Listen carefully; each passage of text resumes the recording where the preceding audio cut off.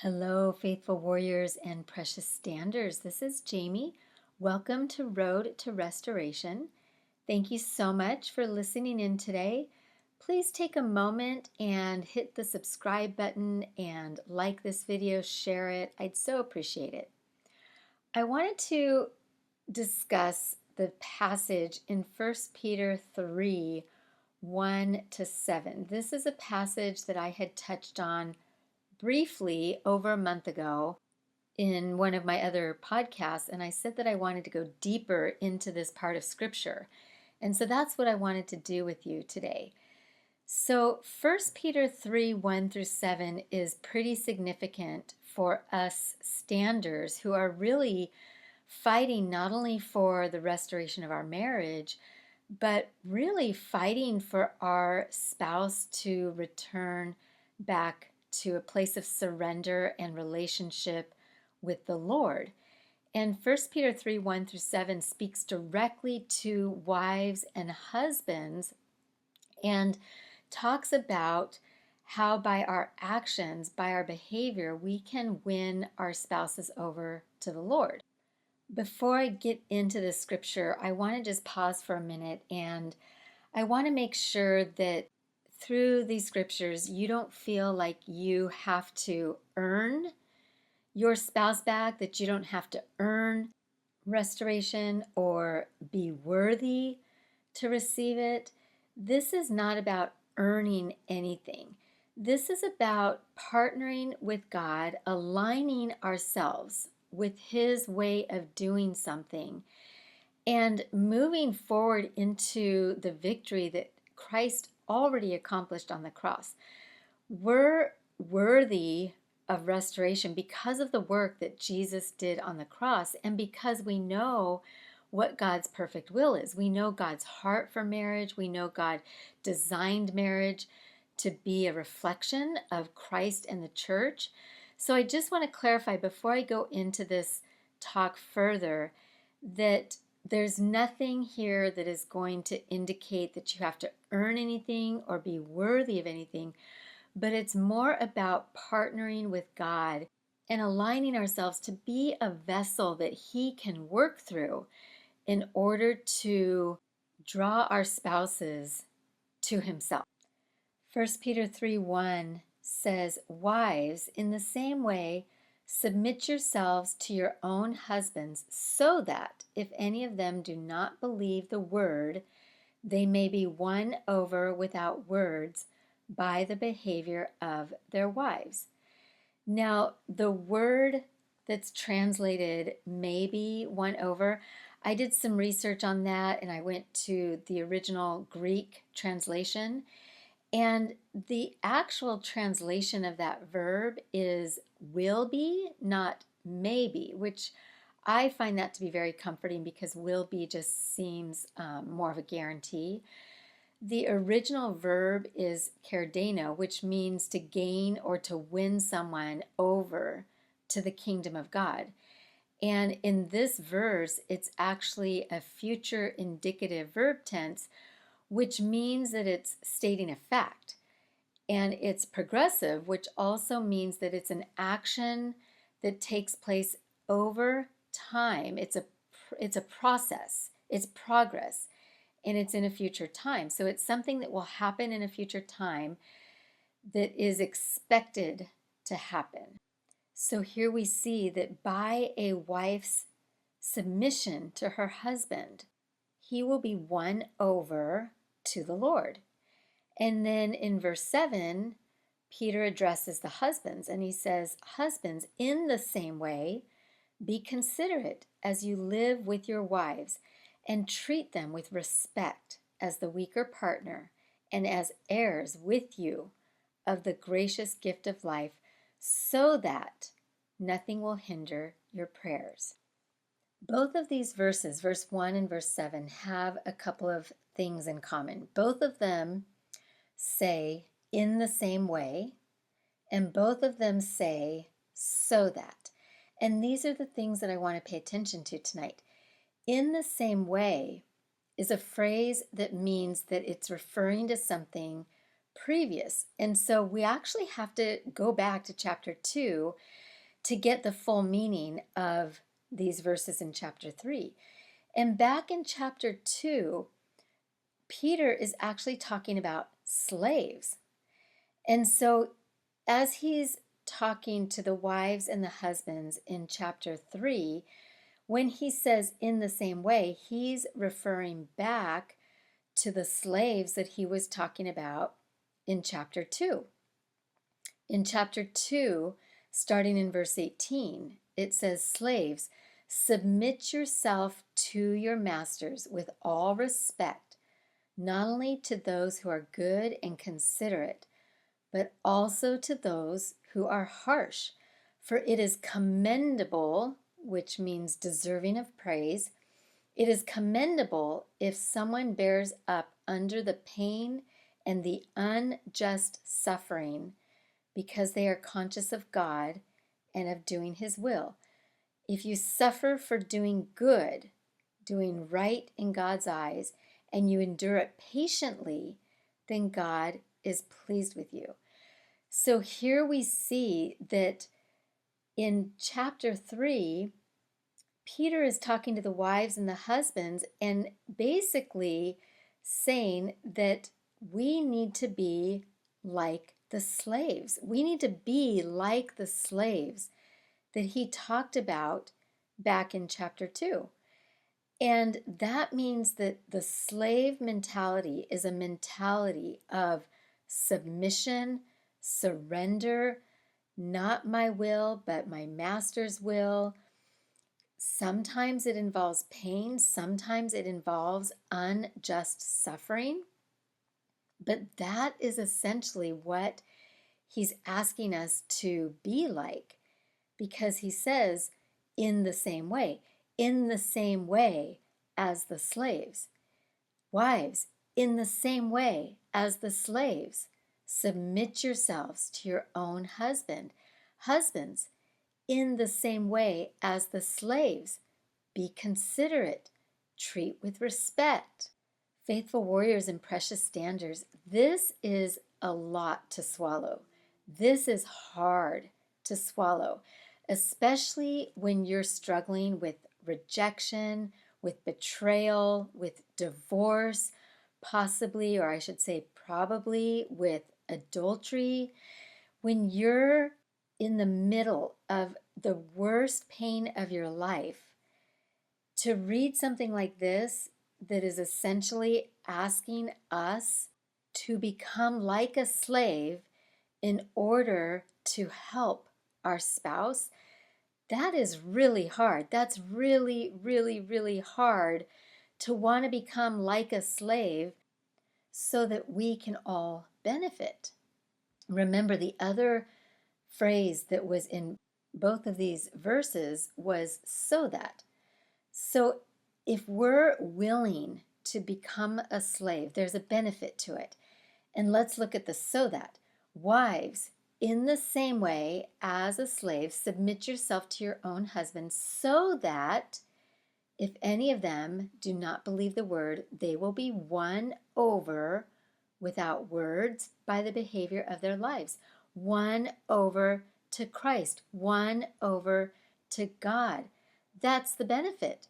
That's the benefit of wives becoming like a slave. And husbands, what is the benefit to a husband?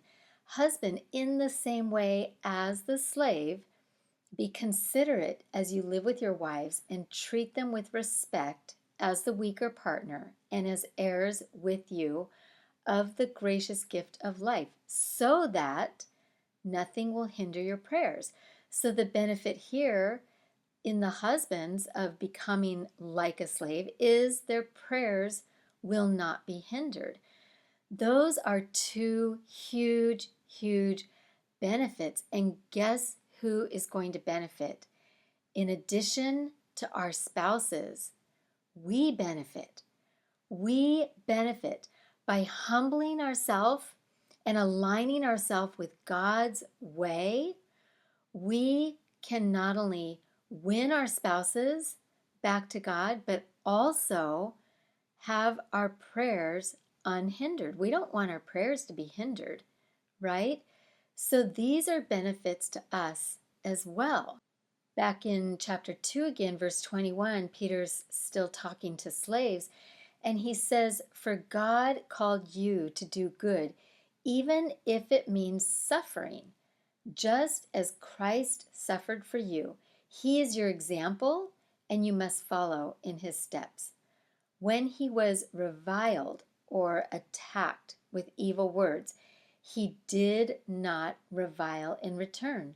When he suffered, he did not threaten, but he continued entrusting himself to him who judges justly." So here we see that Christ is our example.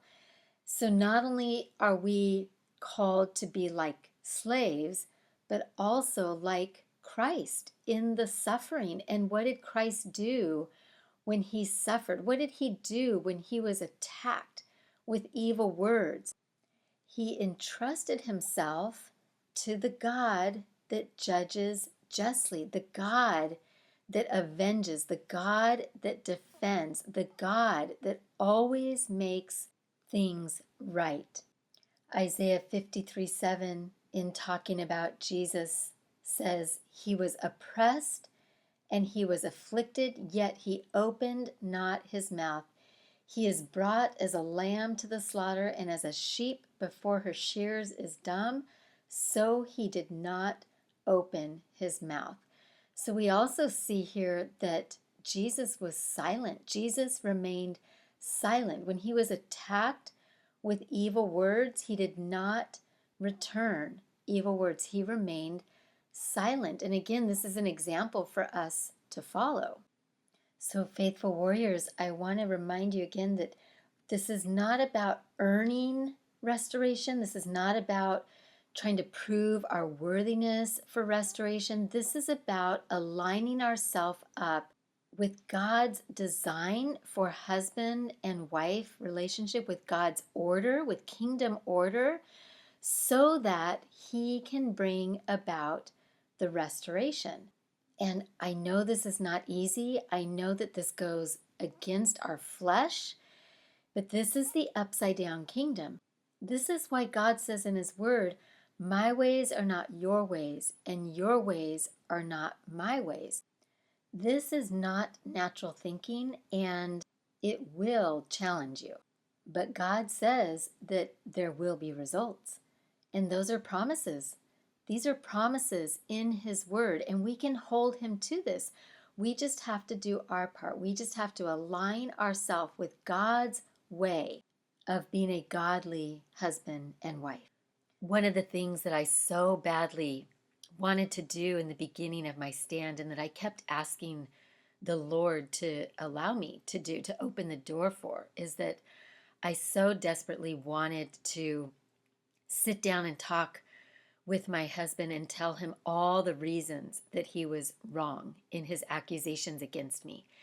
And I wanted to essentially have my day in court to prove to him that his accusations were false. But God never allowed that to happen. God never opened the door for me to have that conversation. And I'm so glad he didn't, because that would have been me acting in my flesh. That would have been me defending myself. That would have been me trying to change my spouse's mind.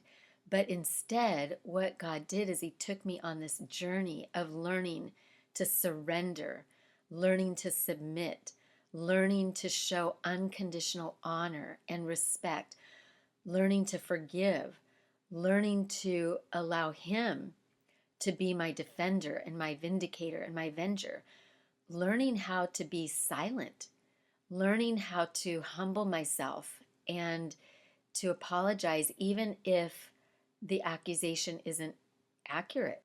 God's ways are not our ways.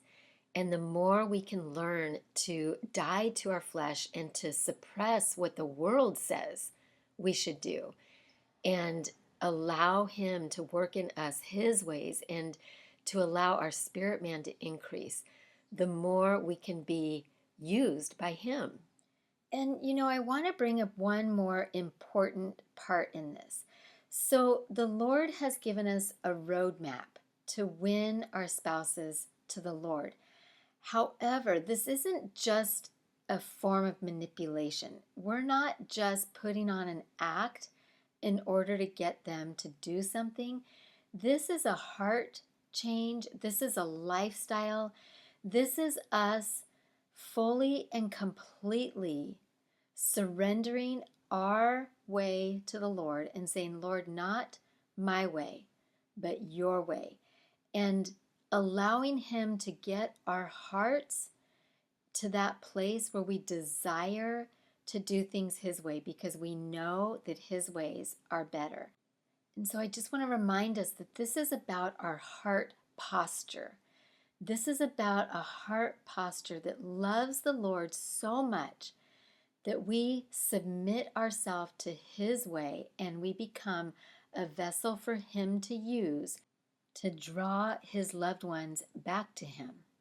So I just want to pray for us. Father God, thank you so much for the roadmap that you've given us to winning our spouses back to you and to being in a place where our prayers are not hindered.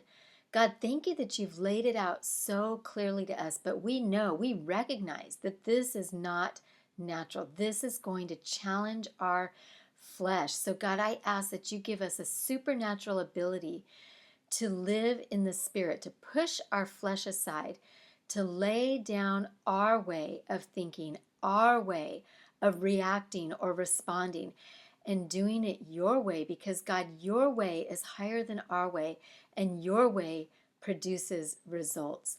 So God, I just ask that you give us that slave mentality, that mentality of submission, that mentality of being willing to suffer and go through pain, even if it's unjust.